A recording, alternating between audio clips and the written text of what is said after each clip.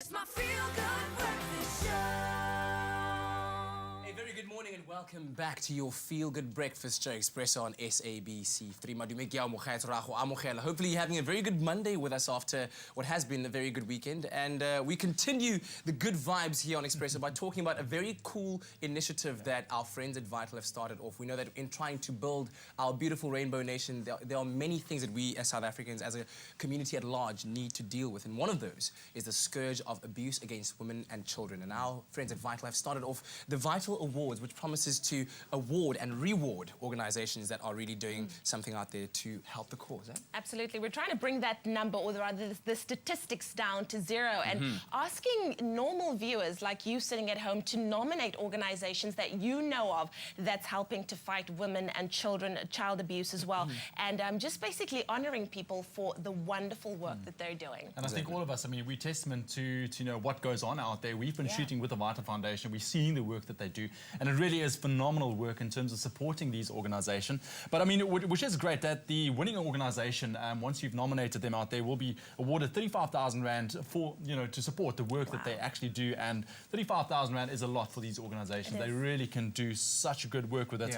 And the nominator will also receive a Samsung prize, so there is a bit of an initiative there. And we must remember that all of these prizes will be handed out monthly from August to December this year. And I mean, if you want to nominate an organization, or if you want to get more info, you can log on to www.vitalfoundation.co.za, as easy as that. I mean, there are so many organizations out there fighting this fight against women and child abuse. And when you think of the fact that most of these organizations function on a volunteer basis, so this is people taking time out of their own personal schedules to say that, we can't go on and live in a community like this where things like this happen.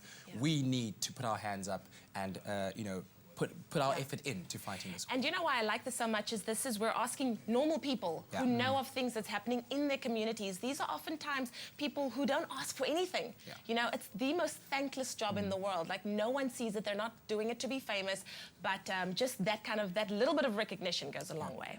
Now, in keeping with the inspirational and motivational vibes on this Monday morning, Archbishop Desmond Tutu, one of our most, I think, inspiring leaders that we still have around with us, and we're so grateful and thankful to have him with us. Now, he and his daughter, Mpho, have written and co-authored a book called The Book of Forgiving. It's been making waves all around the country. People have been talking about it. And Graham got the chance to sit down with the Arch and have a chat about this book of his. Take a look. Nominations for the first ever Vital Awards are now open. Who better to inspire us to nominate those who make a difference than the man who received a Nobel Peace Prize for his efforts, Archbishop Desmond Tutu. Father and daughter recently collaborated on a guide to forgiveness. It is my absolute honor to be joined by Archbishop Emeritus Desmond Tutu and his daughter Mpho Tutu, who have collaborated together on the Book of Forgiving. A rite of passage for South Africa, I think. Thank you so much to both of you for giving up some of your time. I know you've had a very long day. Father, why is it so important to you to send this message now? Why do you want your legacy to be one of forgiveness? I had the very great privilege of chairing our Truth and Reconciliation Commission and saw the consequences, as it were, the very good results in our being able to have a country that is viable now. And after the TRC process, I wrote No Future Without Forgiveness. And I mean, people could say, well, yes, we agree with you, but how do you forgive? And so Paul and I collaborated on what could be described as a handbook for this very important human process, forgiving one another. Reverend, listening to your father speak and with such personal passion and connection to the book, it seems that you've taken a concept that certainly can be applied on a mass level, on a very big way in South Africa, down to a very personal level, something that is very relatable. Well, as my father said, he had the experience of the Truth and Reconciliation Commission to look at, and having heard people come before the commission time and time again and tell their stories.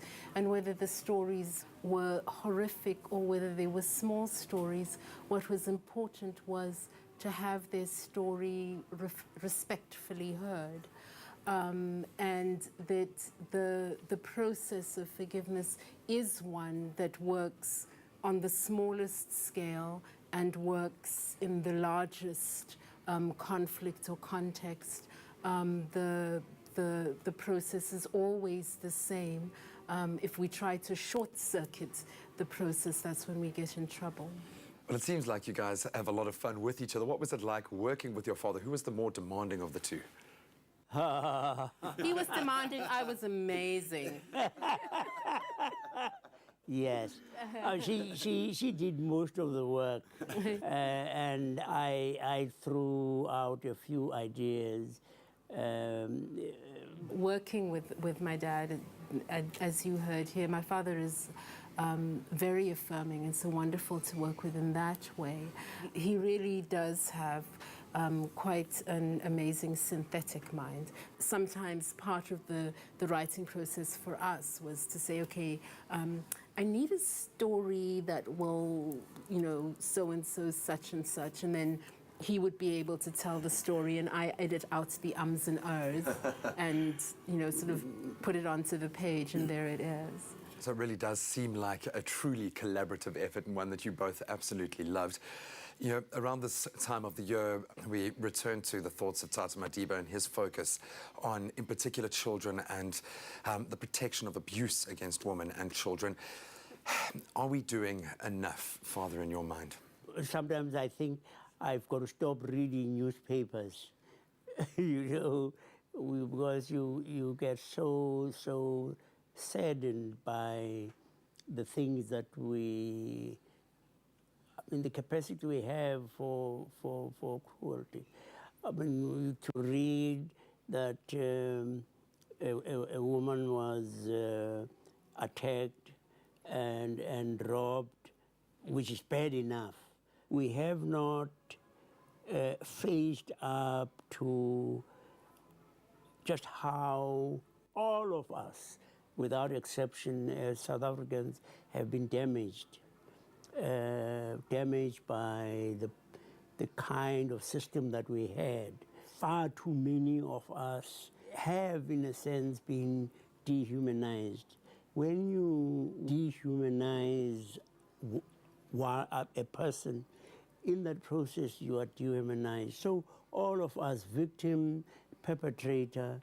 I'm adding that the one amazing thing is that in terms of crimes of violence, the crimes of intimate partner violence and the crimes of sexual violence, regardless of whether the victim/survivor is a man or a woman, we really need to change our attitudes around that. Whatever it is, no one is entitled to your body without your permission.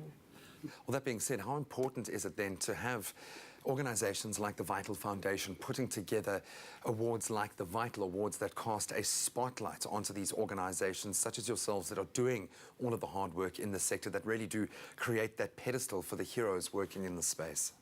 It is, as the name says, absolutely vital. It's absolutely crucial. That the only way we change people's minds is to present them with a different way of looking at things. Now, Father, I have to ask, looking at the kind of subject matter that we've addressed today, which can be soul-destroying, you still seem to be able to find a way to laugh, that well of positivity overflows. Where does it come from? Where do you find the energy? I'm aware so much of how I owe a very great deal to other people. I go around knowing that however awful things may be, God is in charge. And when you think of the things that we've overcome, you realize, that there is something special about this country. Well, I think a very big part of why this country is so special and revered by so many people is because of you, Father. So thank you so much for your efforts, Reverend. Thank you so much for your time. Take part in the Vital Awards and stand the chance of winning a signed copy of the Book of Forgiving. Visit www.vitalfoundation.coza. Make abuse a thing of the past.